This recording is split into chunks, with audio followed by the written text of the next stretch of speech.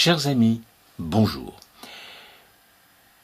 Tout d'abord, je voulais vous remercier pour vraiment votre fidélité et tous vos soutiens.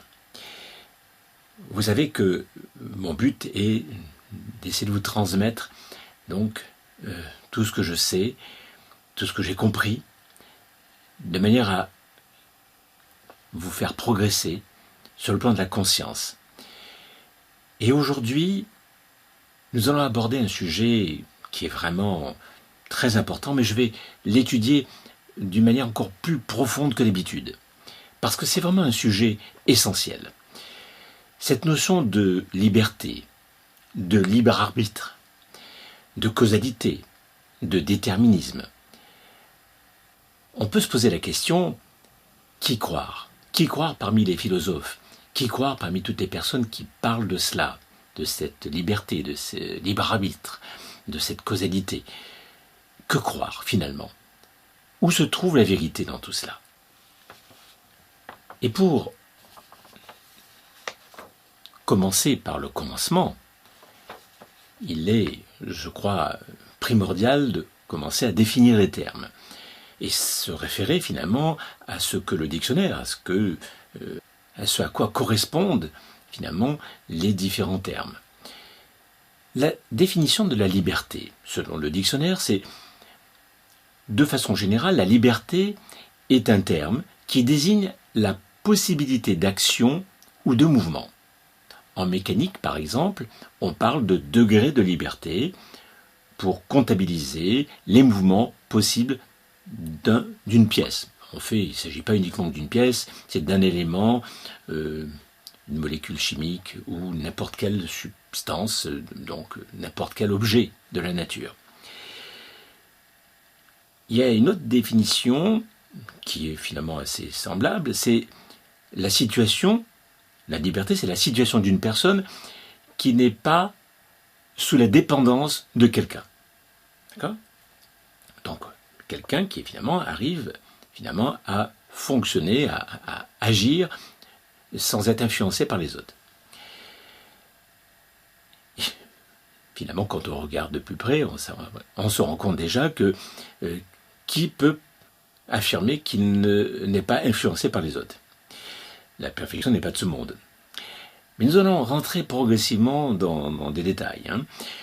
L'autre définition de la liberté, c'est la possibilité, le pouvoir d'agir sans contrainte, sans dépendance. En quelque sorte, agir en toute autonomie. Alors, si l'on se réfère déjà à ce que l'on peut, disons, savoir de la part des professeurs en philosophie de notre époque, je vais vous donner déjà un peu ce que j'ai pu comprendre donc de la manière dont l'enseignement est transmis de nos jours en philosophie et en particulier au niveau de la notion de liberté. En fait, donc, la notion de liberté est en quelque sorte quelque chose qui est considéré comme normal, habituel. Nous sommes libres quelque part, parce que nous allons voir que les philosophes sont, je dirais, très divisés sur ce point. Mais la manière dont est transmise donc la notion de liberté, donc aux élèves de terminale par exemple, eh bien c'est que on est libre et on le devient. C'est-à-dire qu'en fait, la liberté augmente en fonction justement donc de nos connaissances et en quelque sorte on l'augmente. Et alors nous allons voir justement plus exactement comment cette liberté augmente. D'après donc les professeurs de philosophie actuellement, qui sont en quelque sorte des philosophes, il ne faut pas l'oublier, et qui ont eux aussi donc leur conception et qui en fonction de disons des différentes positions donc des philosophes du passé transmettent ce qui leur paraît être le plus juste en quelque sorte. Donc la liberté est une puissance qui doit devenir acte. Voilà. Donc déjà, cette notion, alors, cela peut-être ne va pas vous donner beaucoup d'informations. Quand on parle de la liberté est une puissance qui doit devenir acte. Quelque part, ça semble assez théorique. Mais en fait, j'ai compris que cette notion de puissance est finalement une notion de capacité. Nous le verrons plus loin. La liberté est dépendante de l'intelligence et de la volonté. Nous allons voir au fur et à mesure comment cela va se manifester. Et justement, cette notion de liberté fait que on en arrive à dire que si nous nions que l'homme est libre, ça veut dire que nous nions le fait que l'homme a conscience de lui-même et en quelque sorte de pouvoir acquérir du savoir et d'être responsable de ses actes. C'est-à-dire qu'en fait, d'une manière générale, les philosophes de nos jours, et en quelque sorte les professeurs de philosophie, considèrent que si nous nions en quelque sorte, que l'homme est libre, ça veut dire que quelque part, nous nions que l'homme a conscience de lui-même, donc, et qu'il n'a pas en quelque sorte le pouvoir d'acquérir du savoir et d'être finalement responsable de ses actes. Quelque part, l'idée sous-jacente, c'est de se dire que si on enseigne aux élèves le fait que finalement l'homme n'est pas libre, ça veut dire quelque part, il n'est pas responsable de ses actes. Au final, ça devient cela. Hein. Donc nous allons le voir à travers les différents philosophes que nous allons étudier. Autre conception, la conscience de soi et le savoir sont donc les conditions de la liberté. C'est une autre manière d'exprimer finalement cette notion de liberté. Écoutez ça. C'est parce que je suis libre que je suis responsable. Alors c'est posé a priori, l'air de rien, parce que justement, c'est pour ça que les philosophes, depuis l'Antiquité, sont divisés sur tout cela. Mais nous allons aller plus loin, parce que le but, c'est d'arriver à réfléchir sur finalement ce que disent les philosophes actuels, mais aussi ce que disent les philosophes du passé. Donc, c'est parce que je suis libre que je suis responsable. Si je n'avais pas la liberté en tant qu'homme, je n'aurais pas de responsabilité. Si je n'avais pas la liberté de tuer ou de ne pas tuer mon voisin, eh bien, je ne serais pas responsable de l'avoir tué ou de ne pas l'avoir tué. En quelque sorte, si je décide d'assassiner mon voisin, je serai responsable parce que j'avais la liberté de ne pas le faire. Voilà. Donc, vous voyez, donc ça, en quelque sorte, c'est déjà les grandes lignes donc, de la conception actuelle des philosophes de notre époque et qui est enseignée dans les classes donc, de terminale. Je rajoute cette notion, finalement, suis-je automatiquement libre ? En quelque sorte, je dois apprendre à devenir libre. C'est-à-dire qu'en fait, on voit là-dedans que des fois, on sent, et on le voit bien à travers les différents philosophes du passé, qu'il y a des choses qui ne sont pas très cohérentes et qu'il y a des fois des contradictions. Là, peut-être que ces philosophes que j'ai écoutés, peut-être qu'en effet, par moments, ils peuvent se tromper. Je ne suis pas en train donc de chercher à les critiquer pour les critiquer. Je cherche simplement à analyser leur position et de voir exactement ce qu'ils veulent dire, jusqu'où ils veulent aller. Donc, suis-je automatiquement libre ? Enfin, quelque sorte, tout à l'heure, je disais que nous sommes libres presque de naissance, et puis là, maintenant, je ne suis pas automatiquement libre. Et pour être libre, je dois apprendre à devenir libre. En quelque sorte, là, quelque part, il y a une contradiction, c'est que là, finalement, on arrive, en quelque sorte, au monde sans être libre, et progressivement, nous devenons libres. Je dois apprendre à devenir libre, et la liberté est une puissance qui doit devenir acte. Donc on revient finalement sur cette notion de puissance qui doit devenir acte. Et cette puissance qui doit devenir acte, c'est par l'éducation, par finalement aussi une meilleure connaissance de soi, une meilleure connaissance du monde, bien sûr, et par une meilleure culture. tout ça, c'est finalement très bien. C'est-à-dire que, et je crois que c'est une bonne chose, que l'on enseigne des choses aussi constructives et positives aux enfants. Donc, mais vous allez voir, au fur et à mesure que nous allons étudier ça de plus près, qu'il y a quelque chose derrière tout cela, et que finalement, derrière cette notion de liberté, il y a d'autres notions qui, à mon sens, ne sont pas vraiment mis en avant, et je dirais ne sont pas en sorte déclarés par les philosophes, et en particulier par les philosophes actuels. En quelque sorte, finalement, on va dire ma liberté dépend de la connaissance de moi, de moi-même et du monde. Ma liberté va sûrement dépendre bien sûr de la technique, du travail en quelque sorte, des conditions de travail, de la gestion de mes désirs et de l'organisation sociale de la société, en quelque sorte de l'État. Donc notre pouvoir de liberté va en quelque sorte dépendre, je dirais cette puissance, va dépendre d'un certain nombre de facteurs extérieurs. Donc, là, je vais faire intervenir Jean-Jacques Rousseau. Pourquoi ?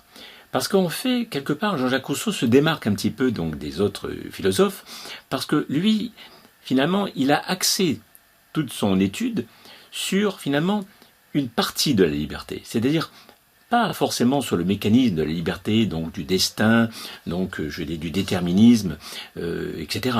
Non, lui, et très justement, il a cherché simplement à voir comment nous pouvons être libres au sein de la société, donc au sein d'un groupe. Et ce qu'il dit, et c'est éclairant, mais vous verrez que nous allons aller bien plus loin encore. Donc c'est Jean-Jacques Rousseau qui parle. L'obéissance à la loi qu'on s'est prescrite est liberté. Ça, c'est très intéressant parce que nous allons le voir plus tard. Finalement, en fonction de notre manière dont nous pensons, nous pourrons nous sentir libres ou pas libres. C'est-à-dire que tout dépend, en quelque sorte, des croyances que vous avez et en quelque sorte de finalement, des lois et des règles que vous fixez. Et aussi que l'on vous fixe. Mais je dirais, en particulier de celles que l'on se fixe nous-mêmes. C'est pour ça que dans le contrat social, justement, puisque Jean-Jacques Rousseau a étudié cela en fonction, je dirais, donc, de la société, il est évident qu'une société qui respecte en quelque sorte les citoyens, évidemment, comme si les citoyens, en effet, par leur vote, ou en tout cas par leur décision commune, donc, mettent en place des lois qui, finalement, sont issues de leurs besoins en tant que citoyens, évidemment, ils pourront y obéir. Et donc, l'obéissance à la loi qu'on s'est prescrite est liberté. En effet, on peut être libre à ce moment-là, en quelque sorte, avoir une sensation de liberté, tout simplement parce que les lois qu'on s'est fixées, nous allons finalement les suivre et nous n'aurons pas l'impression d'être contraints. On n'est plus dans la contrainte, puisque, comme on a pu le voir dès le début, cette notion de liberté est liée à une notion de contrainte, plus ou moins importante. Donc finalement, être libre, c'est agir par soi-même et s'autodéterminer à agir. Il faut savoir que Jean-Jacques Rousseau, finalement, a une attitude, finalement, intermédiaire. Parce que, finalement, parmi les différents philosophes, on peut classer les différentes manières d'aborder la liberté pour les philosophes, entre ceux qui sont déterministes, qui sont dans le déterminisme dur, et on va retrouver bien sûr parmi ceux-là donc Spinoza. On va aussi avoir d'autres personnes comme les stoïciens, entre autres, avec Épictète. Mais en tout cas, il y a ceux qui sont très déterministes et ils considèrent finalement que nous n'avons pas en quelque sorte de libre arbitre, puisque finalement on est déterminé. Alors là encore, ça se discute, parce que parmi les philosophes, même ceux qui affirment qu'ils sont déterminés, ils trouvent le moyen de nous prouver que finalement, malgré tout, il y a une certaine liberté. En même temps, finalement, l'être humain n'a pas de libre arbitre, mais finalement, il en a, enfin, quand on regarde de plus près, il y a des contradictions évidentes. Alors, dans un sens, ça prouve que justement ils sont en train de chercher à trouver finalement un juste milieu, hein, mais on a ceux qui sont en sorte pour un déterminisme important. Il y a bien sûr ceux qui sont intermédiaires, en quelque sorte, ils sont dans une sorte de dualisme entre le corps physique et l'esprit, entre en tout cas la partie physique et la partie mentale, en quelque sorte. Là, on a parmi eux Descartes, qui justement est en quelque sorte intermédiaire, c'est-à-dire qu'en fait, il y a un libre arbitre, mais ce libre arbitre est quand même limité. Et puis, bon, il y a ceux qui sont carrément dans le compatibilisme, c'est-à-dire qu'ils arrivent à concilier finalement ce dualisme entre la matière, entre le corps physique, et puis la partie psychique, dite spirituelle. Et d'ailleurs, vous verrez, certains, en quelque sorte, certaines personnes reprochent finalement à certains de ces philosophes le fait qu'ils s'arrangent en mettant en place un esprit qui finalement est en mesure de modifier en quelque sorte la matière et en quelque sorte d'arriver à donner un certain libre arbitre finalement, et donc à finalement cette matière qui est déterminée. Donc vous comprenez qu'il y a d'évidence des contradictions.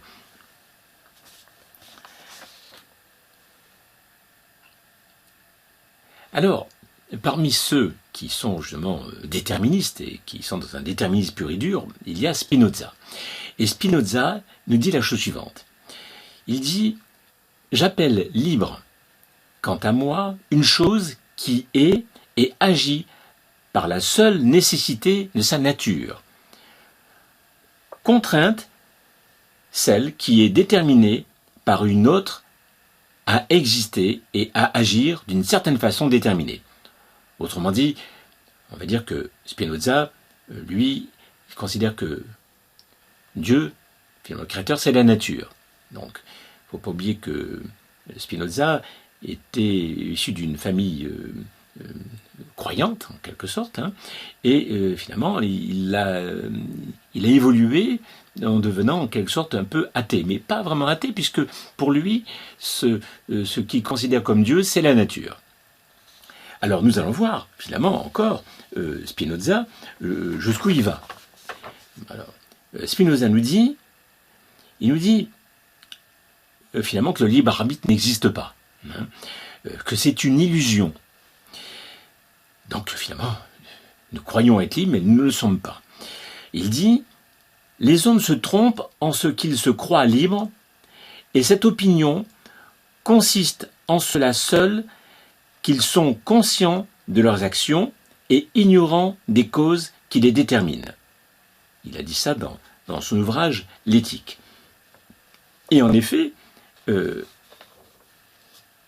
on peut dire que sur pas mal d'aspects, en effet, il a raison. Mais nous allons rentrer de plus en plus dans le vif du sujet. Nous allons voir, finalement, c'est beaucoup plus subtil que ça. Alors nous avons bien sûr, parmi ceux qui sont des déterministes purs et durs, en quelque sorte, nous avons aussi le philosophe Nietzsche.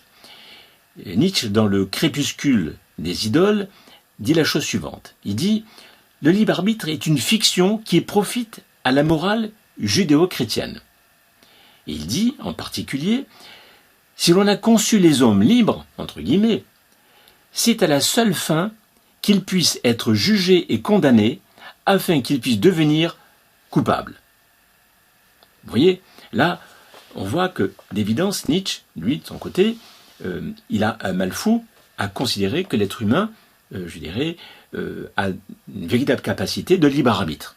Donc, vous voyez, donc déjà là, on se trouve vraiment avec des conceptions finalement du libre arbitre et de la liberté très particulières. Mais cela dit, il n'y a pas que les philosophes qui pensent de cette manière-là. Il faut comprendre que parmi nous, nous avons des personnes qui sont, en effet, dans ce même état d'esprit. Alors, bien sûr, là, maintenant, on va voir un peu ce que... Il y a des philosophes, disons, plutôt dualistes, comme Descartes, par exemple, qui sont en train donc de ménager la chèvre et le chou, en quelque sorte. Il essaie donc de montrer que l'être humain donc est en effet finalement doué d'un libre arbitre, parce que c'est très important sur le plan moral, parce que imaginez que quelqu'un soit persuadé qu'il ne dispose pas de libre arbitre, ça peut l'inciter finalement à enfreindre les lois et les règles et de faire un tout et n'importe quoi. D'ailleurs, il y a eu une étude faite il y a quelques années de cela concernant les personnes qui croient, un groupe de personnes qui croient au libre arbitre et ceux qui ne croient pas. Or, les personnes qui ne croient pas au libre arbitre, d'après cette étude, auraient tendance en quelque sorte à mentir et à dissimuler et donc en quelque sorte à arranger les choses pour avoir raison. Donc, vous voyez, donc ça veut dire que la morale, quelque part, n'est plus là. Enfin, pour stopper en quelque sorte certains comportements pas très, on va dire, constructifs. Alors, Descartes, lui, qu'est-ce qu'il dit? Il nous dit, entre autres, il nous dit « La liberté consiste seulement en ce que nous pouvons faire une chose ou ne la faire pas. » En quelque sorte, c'est-à-dire affirmer ou nier, poursuivre ou fuir. Donc finalement, pour Descartes, c'est une question de choix. C'est-à-dire que si nous avons le choix, donc nous sommes libres. Mais en fait, nous savons très bien que nous sommes influencés par nos différentes programmations qui nous viennent du passé, nous sommes influencés génétiquement, nous sommes influencés par notre éducation, voilà. Et donc, mais lui, il situe la liberté, vous voyez, simplement dans cette faculté de choix. Un choix apparent. Est-ce que vraiment nous avons fait le bon choix? Est-ce que ce choix est lié au passé? Donc, il ne s'en préoccupe pas, en tout cas, il ne semble pas s'en préoccuper. Et donc, en effet, pour Descartes, c'est une question uniquement de choix. Donc, en effet, quelque part, vous qui avez suivi déjà mon enseignement et qui avez déjà suivi les différentes vidéos et mes différentes interventions concernant la liberté, concernant le déterminisme, concernant le libre arbitre, vous savez très bien qu'en effet, là, Descartes, finalement, se limite. Et en quelque sorte, cette conception de la liberté n'est pas très, je dirais, complète, loin de là. Et en effet, nous avons non seulement Descartes qui pense des choses de ce genre, mais nous avons le philosophe Locke qui dit la chose suivante. Et lui aussi, il est quelque part dans cette conception du choix, donc avoir le choix. Il dit, donc Locke dit, dans les limites de ce pouvoir d'agir ou de ne pas agir, par la détermination de la pensée, préférant l'un ou l'autre, dans ces limites, un homme est libre. Donc finalement, ça revient à mettre en avant donc la notion de choix. Alors nous avons quelqu'un qui, je dirais, va bien sûr dire à peu près la même chose, mais d'une manière un peu plus compliquée, là, de Kant.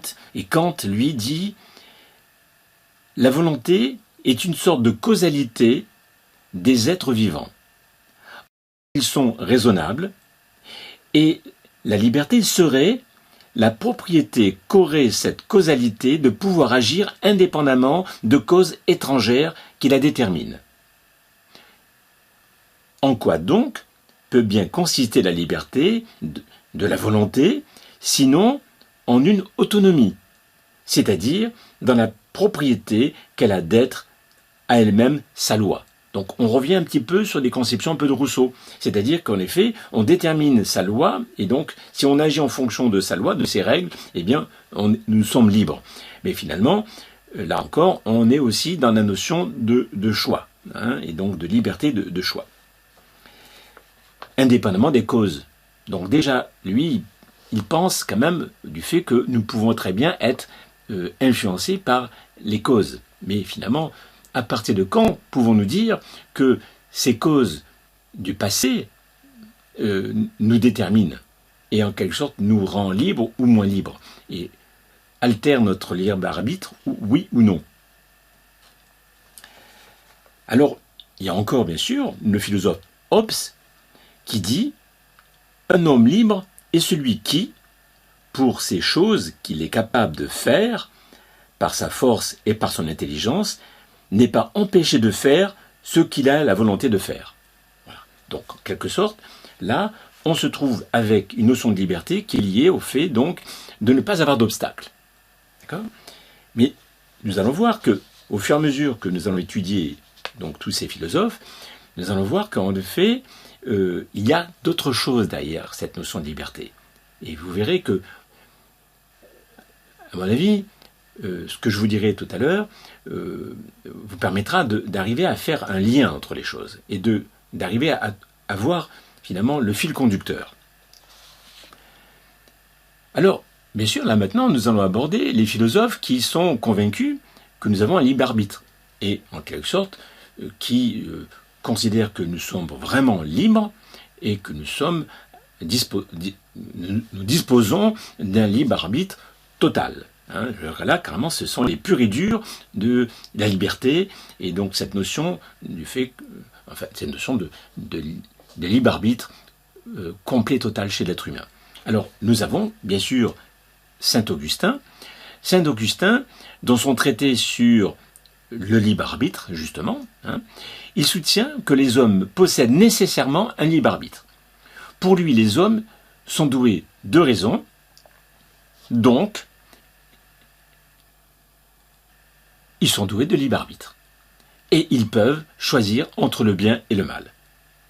Alors certains, bien sûr, critiquent Saint Augustin en disant que finalement c'est un prétexte. Et entre autres, je crois qu'il y a Nietzsche qui ne se gêne pas pour dire cela. Il dit que c'est un prétexte qu'a trouvé Saint Augustin et finalement, puisqu'il faut que l'homme ait un libre arbitre, ainsi il devient responsable de ses actes vis-à-vis de Dieu et des hommes.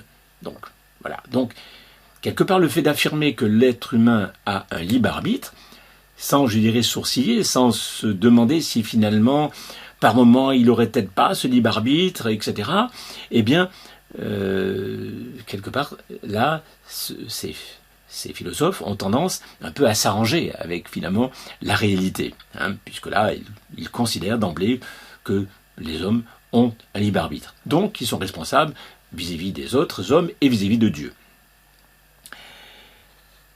Et donc là, bien sûr, nous allons avoir quelqu'un qui, sans être pour autant religieux, hein, qui va soutenir quasiment les mêmes thèses que Saint Augustin, mais qui vraiment va aller même encore plus loin. Il s'agit de Sartre. Jean-Paul Sartre dit la chose suivante. Donc, pour lui, l'homme est entièrement libre et que toutes nos décisions sont de notre fait. Et se cacher derrière les lois de la physique ou de notre passé, se cacher finalement derrière cette notion d'inconscient, de se cacher devant finalement notre histoire personnelle, etc., eh bien tout cela, c'est faire preuve de mauvaise foi. Pour Jean-Paul Sartre, le fait donc en quelque sorte de se considérer comme déterminé par notre passé, le fait de se considérer comme finalement déterminé par notre inconscient, par notre histoire personnelle, etc., c'est faire preuve de mauvaise foi et c'est rejeter la faute sur quelqu'un d'autre. Alors, ceux qui ont étudié mes vidéos précédentes, vous avez pu voir que j'ai déjà abordé ce genre de point de vue et j'ai dit un certain nombre de choses qui ont d'ailleurs pas toujours plu parce que c'était pas toujours facile. Mais pour Jean-Paul Sartre, carrément, quelque part, il rejoint en partie ce que j'ai affirmé dans des vidéos précédentes, mais en partie seulement. parce que vous verrez que mon point de vue est encore autre. Donc Jean-Paul Sartre dit que finalement c'est rejeter la faute sur les autres, sur quelqu'un d'autre, et il dit que l'homme, lui, est complètement libre, et peu importe les influences et le contexte social. Il est libre, peu importe le contexte social. On retrouve d'ailleurs, entre parenthèses, quelque part, ces conceptions de Jean-Paul Sartre parmi les enseignants en philosophie, parmi les profs de philosophie, donc entre autres en classe de terminale. On retrouve cela puisque c'est ce que je disais au début. En quelque sorte, l'homme est libre, complètement et totalement. Bon.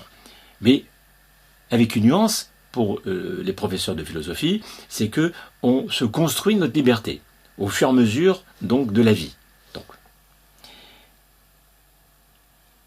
Donc évidemment, cette thèse de Jean-Paul Sartre, en effet, elle est quelque part pas évidente, puisque, en effet, ça peut donner l'impression qu'il a envie de culpabiliser les gens. Bon. Mais dans tout ça, quand on regarde finalement ces différentes conceptions sur finalement cette notion de liberté, de libre arbitre, de déterminisme, de causalité, on voit bien que en fonction, je dirais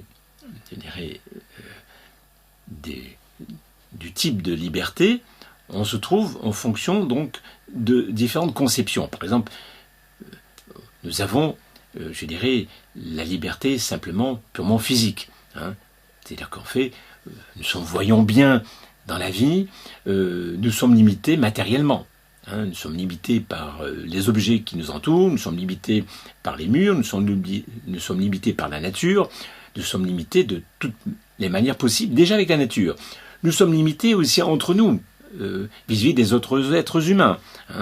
Donc nous ne pourrons pas faire n'importe quoi sans risquer de nous trouver finalement en face d'obstacles et en face de difficultés. Donc nous ne pouvons pas tout faire physiquement.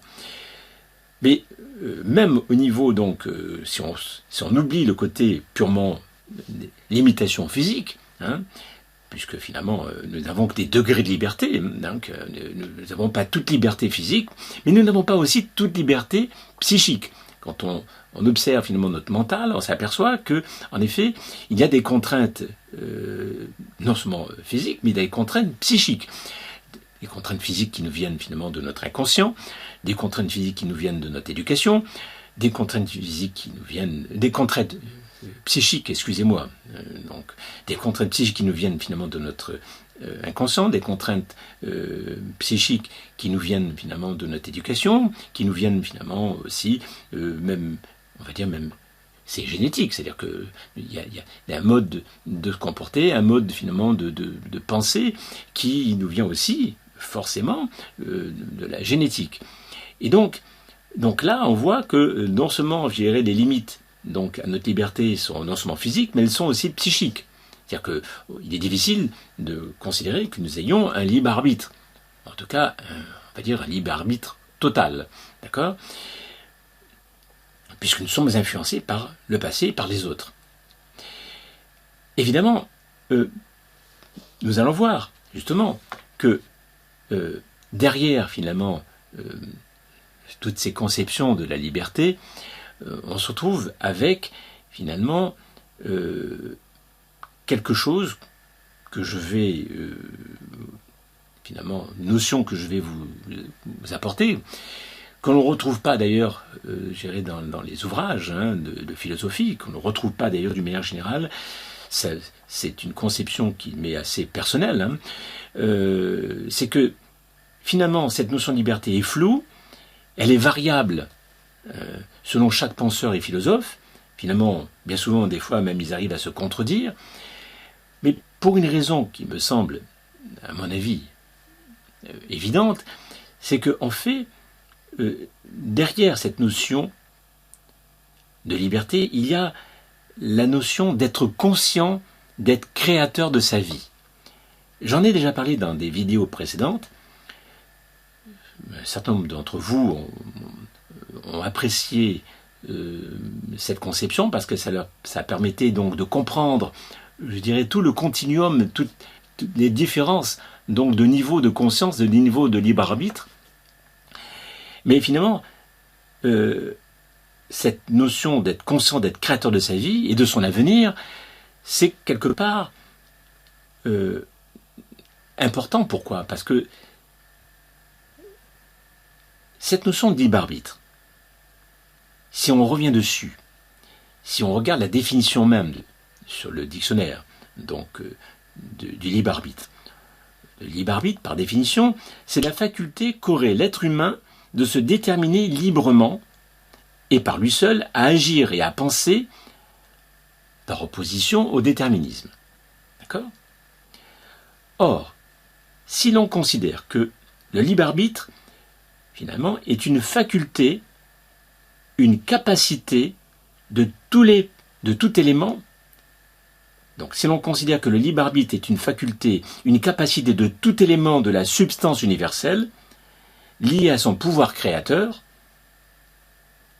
là, à ce moment-là, ça change tout.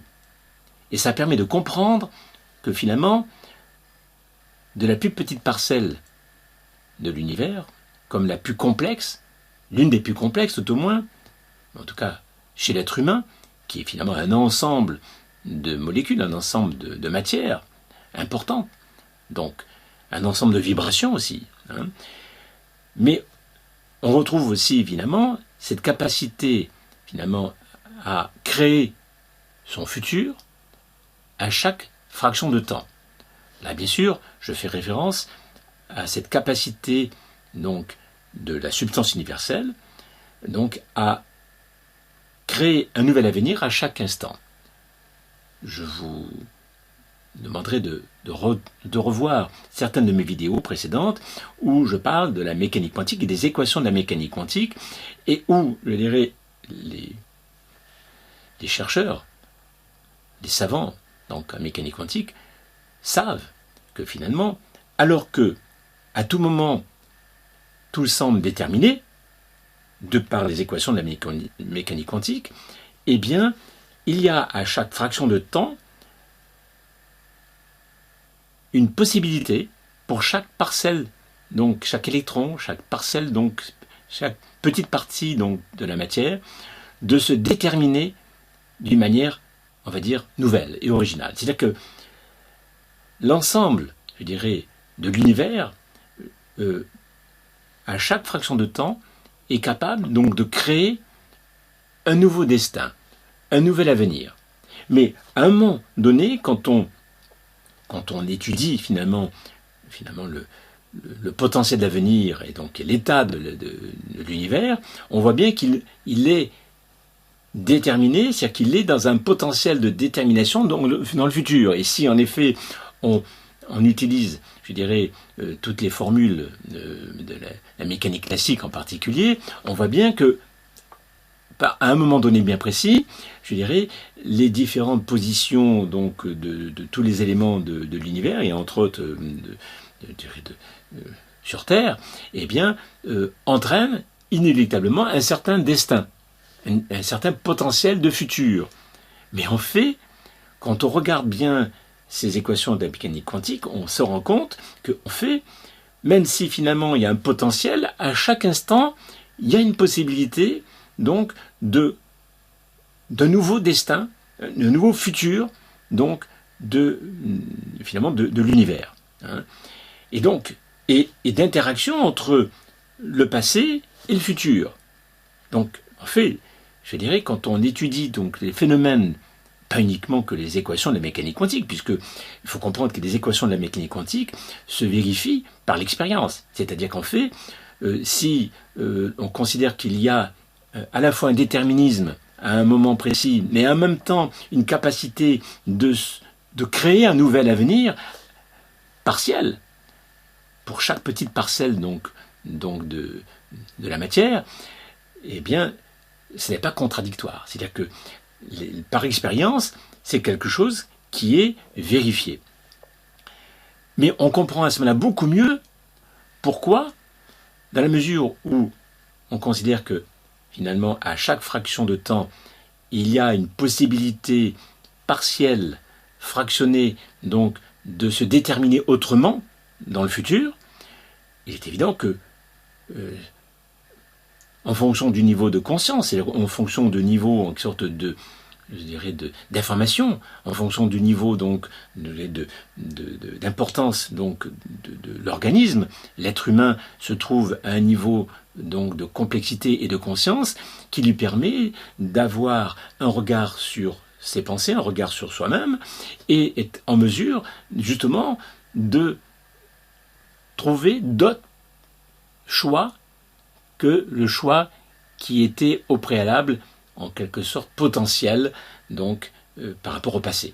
C'est-à-dire qu'en fait, nous sommes poussés, certes, en effet, vers certains actes, certains comportements, de par notre passé, hein, que ce soit par la génétique, que ce soit par je dirais, l'influence de l'éducation, que ce soit par, je dirais, les différents traumatismes que nous avons eus, les différentes habitudes que nous avons, et le niveau de conscience que nous avons atteint, nous sommes poussés en quelque sorte à agir d'une certaine manière, certes, à un moment donné précis, mais à la fraction de seconde, à la fraction de temps suivante, nous sommes en mesure de décaler, en quelque sorte, de modifier, même si légèrement soit-il, donc notre futur. C'est-à-dire qu'en fait, notre futur ne sera pas exactement le même. D'accord. À chaque fraction de seconde, le futur de l'univers, les futurs donc de chacun d'entre nous est différent. Et là, on comprend pourquoi le fait d'élever sa conscience, déjà le fait d'élever en quelque sorte ses connaissances, le fait d'avoir une vision plus exacte des choses, c'est-à-dire que non seulement en quelque sorte une meilleure connaissance, un meilleur savoir sur les tenants et aboutissants, je dirais par nos connaissances, par notre instruction, par, je dirais, notre culture, mais aussi une meilleure connaissance de par notre finalement capacité à élever notre conscience et donc d'être capable donc de sentir, de déceler les endroits, les directions qui peuvent être dangereuses, les endroits, les directions qui peuvent être négatives pour nous. Donc, en effet, il y a cette capacité, donc ce pouvoir créateur, si petit soit-il pour chaque petit élément, et si petit soit-il aussi concernant l'être humain, parce que l'être humain n'est pas capable de se déterminer complètement et totalement. Mais par rapport à un électron, il le fera beaucoup plus. Mais, je dirais, par rapport à Dieu, à l'univers, il le fera d'une manière très partielle. C'est évident. L'être humain n'est pas capable de changer complètement l'état de tout l'univers. Mais il est capable de changer partiellement, en quelque sorte, son environnement et donc de modifier progressivement à chaque fraction de seconde son futur. Donc cette capacité, donc finalement ce pouvoir créateur, est lié aux fonctions finalement en fonction du niveau de conscience, de savoir, de connaissance, de culture de l'homme.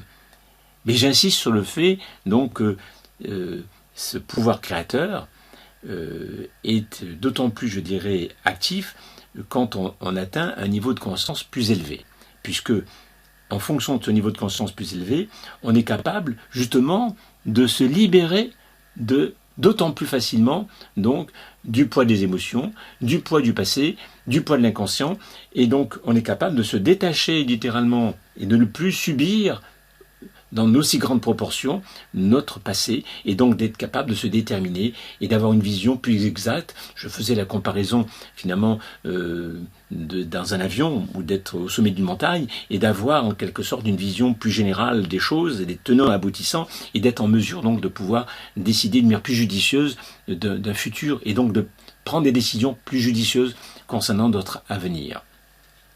Donc la liberté est toujours fonction du libre arbitre de l'individu. Elle est donc la conséquence des choix créateurs liés au niveau de conscience et de savoir de l'homme. Et elle constitue une capacité de faire des choix constructifs optimum. Donc voilà, en fait, vous voyez dans tout cela, quand on étudie les différents points de vue des philosophes, on peut, quelque part, se trouver perdu. Puisque à la fois, il y a ceux qui sont partisans, qui croient au libre arbitre, d'autres qui croient à un déterminisme complet et total. Donc finalement, il y a ceux qui pensent que finalement il n'y a plus que finalement quelque part à simplement faire des petits choix et pour éviter finalement de souffrir, hein. Et puis d'autres qui considèrent que l'on peut, ne serait-ce que par la pensée créatrice, par finalement une élévation de la conscience, donc d'arriver à se déterminer autrement et d'arriver à construire finalement un nouvel avenir. Donc vous avez donc là-dedans tout un continuum de conceptions qui finalement sont finalement différents points de vue, mais qui ne tiennent pas compte d'un facteur essentiel, c'est-à-dire que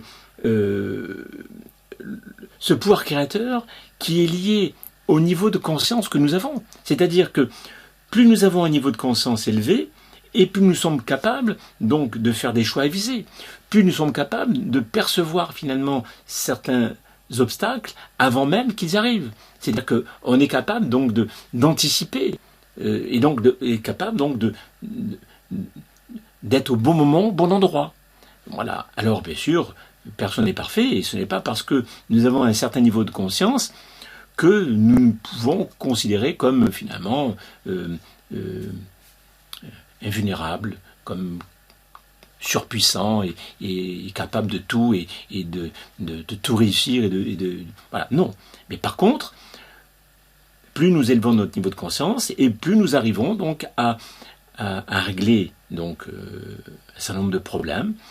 Et d'ailleurs, le fait d'être conscient que nous sommes cause, finalement, le fait que nous soyons conscients et persuadés que nous créons, malgré tout, quelles que soient les influences extérieures, quel que soit notre passé, que nous créons, malgré tout, un nouvel avenir à chaque fraction de seconde, cela nous permet d'éviter d'accuser les autres à la limite des fois, des obstacles que nous subissons ou des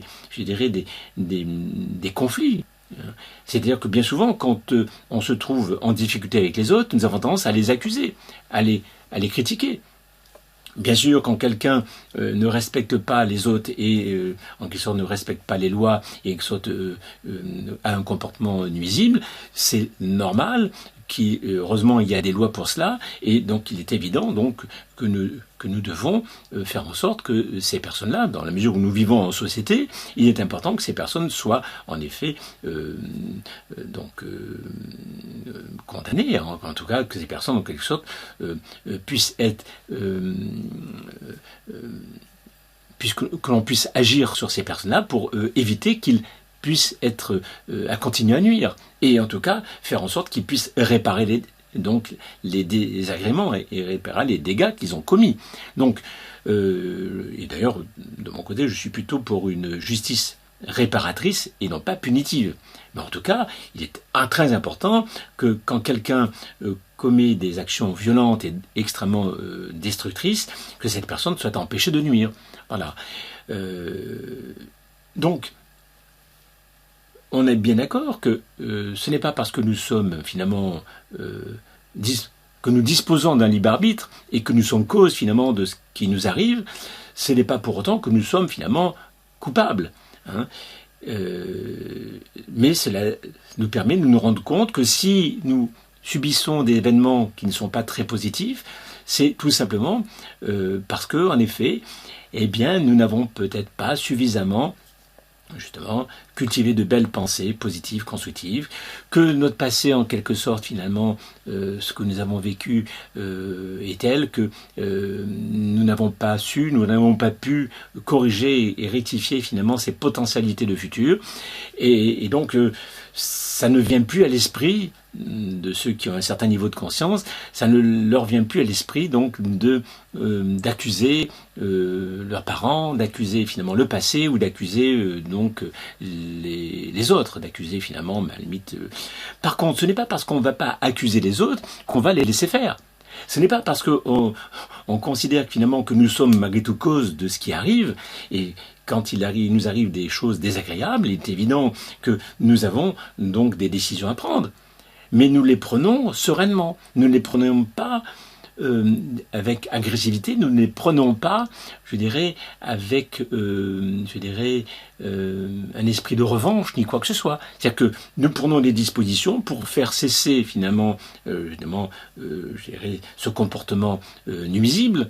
Donc, si vraiment certaines personnes se comportent mal avec nous, et s'ils se comportent mal d'une manière générale avec même la nature, pourquoi pas, eh bien, nous avons donc des décisions à prendre, mais sans haine. C'est-à-dire qu'on n'est pas dans une sorte d'attitude revancharde. Et en tout cas, nous nous délivrons pas en quelque sorte de notre responsabilité. C'est-à-dire qu'en fait, les autres sont responsables de ce qu'ils ont fait, ils seront condamnés en fonction, je dirais, des lois et de la justice. Ils auront à subir finalement ce qu'ils auront à subir, mais nous de notre côté, pour autant, eh bien, nous sommes cause de ce que nous avons vécu. C'est-à-dire, même si ce sont des choses douloureuses, même si ce sont des choses qui en effet sont graves pour nous, même s'il s'agit en effet d'accidents ou même d'attentats, même si c'est de choses extrêmement graves, eh bien, nous sommes malgré tout cause et responsables, nous avons un libre arbitre, et donc, malheureusement, évidemment, on a beau avoir un libre arbitre, on a beau être cause, eh bien, nous ne pouvons pas, nous ne sommes pas en quelque sorte Dieu, nous ne sommes pas en quelque sorte surpuissants, et il peut nous arriver à tous de nous trouver en difficulté.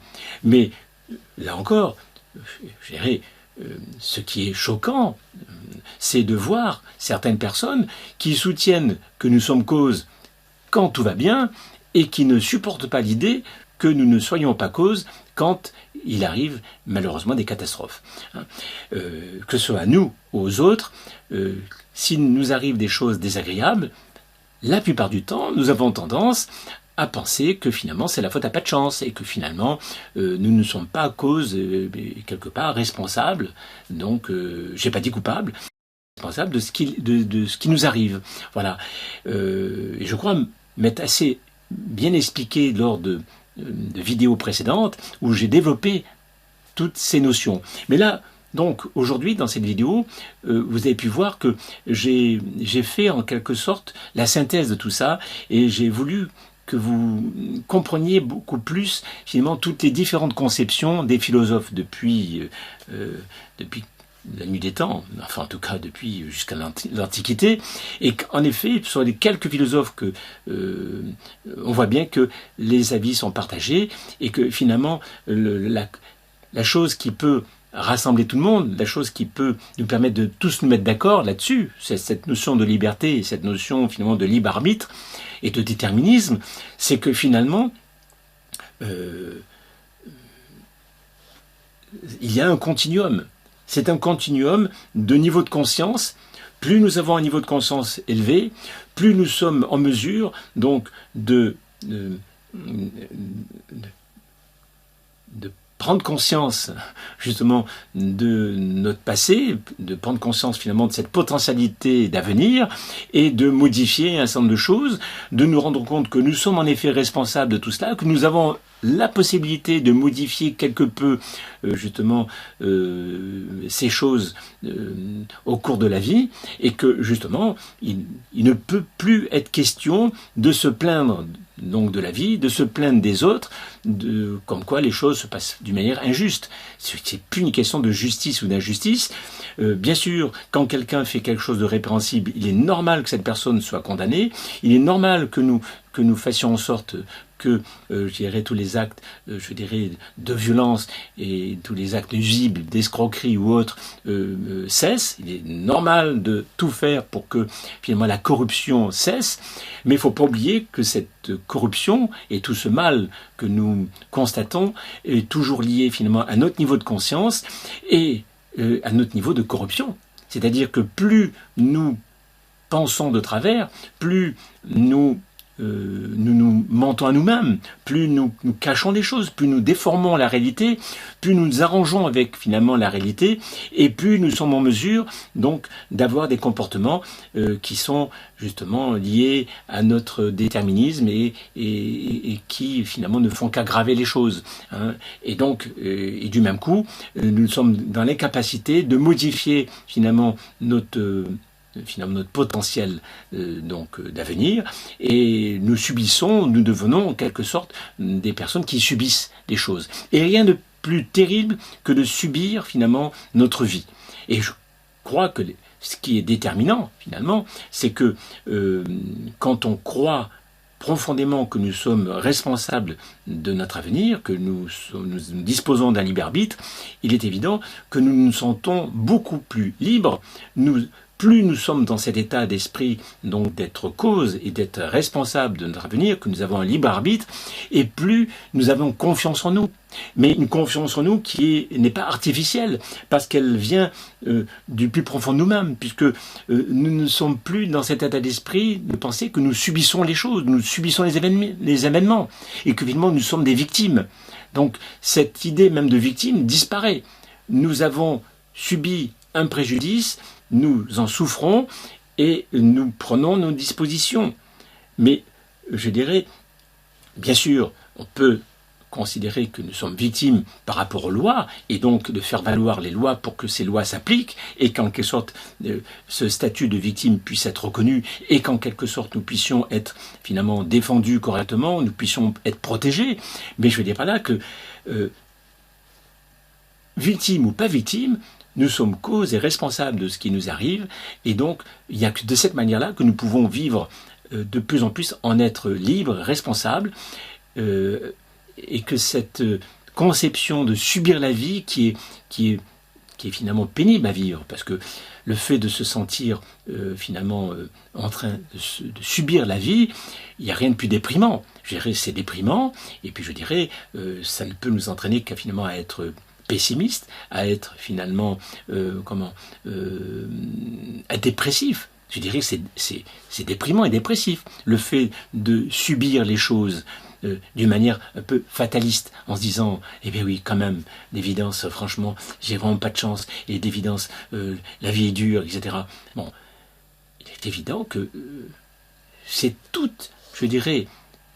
un ensemble de conceptions différentes que nous pouvons avoir dans la mesure où nous prenons vraiment conscience que nous sommes réellement cause de ce qui nous arrive, et que nous disposons d'un libre arbitre.